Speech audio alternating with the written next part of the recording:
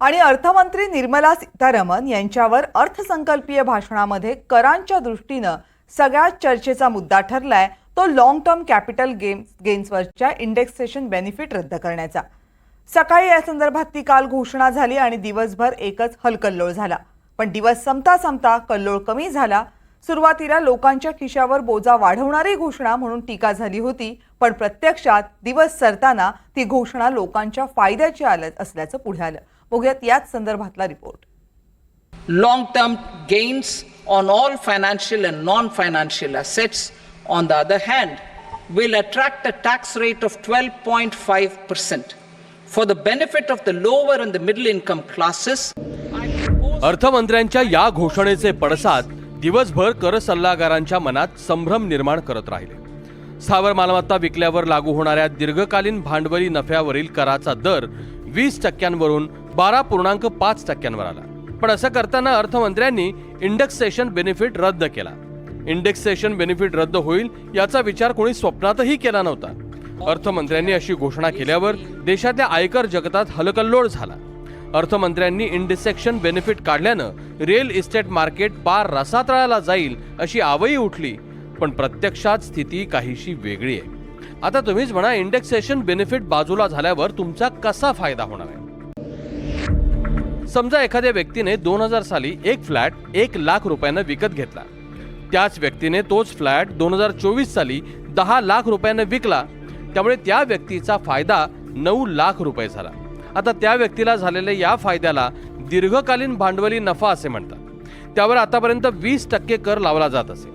कराची रक्कम आकारताना महागाईच्या वाढत्या दराचा ग्राहकांना त्रास होऊ नये यासाठी त्यांना इंडेक्सेशन उपयोग होत असे। म्हणजेच कर निश्चिती करत असताना नफ्याच्या रकमेतून काही भाग हा करमुक्त असे। आता नव्या नियमानुसार दीर्घकालीन भांडवली नफ्यावरील कराचा दर 12.5% असेल, पण आता 3 लाखांची वजावट मिळणार नाही। आता तुम्ही म्हणाल, यात ग्राहकांचा फायदा कसा? गणित सोपं आहे। 6 लाख रुपयांच्या नफ्यावर 20% कर भरायचा असेल तर तुम्हाला 1,20,000 रुपये भरावे लागतात। तेच इंडेक्सेशन रद्द झाल्यावर 9 लाखांवर 12.5% कर भरायचा असेल तर तुम्हाला साधारण 1,12,000 रुपये भरावे लागणार आहे। अशा रीतीने इंडेक्सेशन फायदा मिळत नसला तरीही तुमच्या फायद्यावर लागू होणाऱ्या करांमध्ये वाढ होणार नाहीये। उलट जेवढा जास्त फायदा तेवढा तुमचा कर कमी होणार आहे असं म्हटलं तर वावगं होणार नाही। सर्व करदात्यांची जी एक अपेक्षा होती की कॅपिटल गेन्स टॅक्सेशन स्ट्रक्चर हे सिम्प्लिफाय करावं, तर मुळातच त्या उद्दिष्टाने हे केलेले बदल आहेत। तर त्याच्यातला एक सर्वात पहिला मोठा बदल म्हणजे जर का आपण बघितलं तर आधी कॅपिटल गेन शॉर्ट टर्म आहे की लॉंग टर्म आहे हे डिसाईड करण्यासाठी एखाद्या कॅपिटल असेटचा होल्डिंग कालावधी हा किती आहे ह्याच्यावरून शॉर्ट टर्म की लॉंग टर्म हे डिसाईड व्हायचं। तर तो आधी 12 महिने, 24 महिने, 36 महिने असा वेगवेगळ्या रेट असेटसाठी वेगवेगळा होता।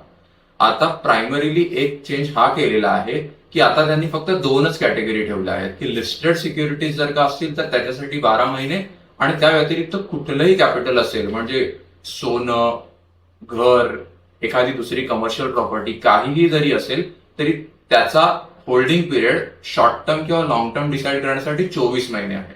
तर हा पहिला आमूलाग्र बदल आहे। त्यानंतर कॅपिटल गेन कॅल्क्युलेशन मध्ये इन्कम टॅक्स कॅल्क्युलेट करताना जो इंडेक्सेशनचा बेनिफिट असायचा किंवा इंडेक्सेशनची जी कॉन्सेप्ट होती ती कॉन्सेप्ट पूर्णपणे काढून टाकण्यात आली आहे। तर आता त्यांनी एकदम सिंपल करून टाकलेलं आहे की जर का एखादं asset long term capital asset म्हणून जर का डिसाईड झालं आणि ते तुम्ही विकलं तर त्याच्यावरती तुम्हाला जो टॅक्स असणार आहे तर तो टॅक्स रेट फ्लॅट 12.5%, 12.5% त्याच्यावरती इन्कम टॅक्स लागणार आहे आणि कुठलंही इंडेक्सेशन बेनिफिट मिळणार नाहीये। पण म्हणतात ना, डेव्हिल इज इन डिटेल्स। अगदी तसंच इथंही घडलंय।